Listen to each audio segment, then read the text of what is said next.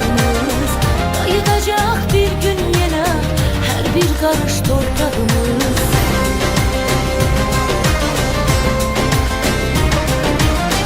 Her birinin öz yeri var, benim elim doğma diyar. Güzelliğine o bir bahar, geleceğe ışık saçar. Kurban olum Azerbaycan, bu müqəddəs torpağına. Bakıb igid evladına, qoy sevinsin hər bir ana.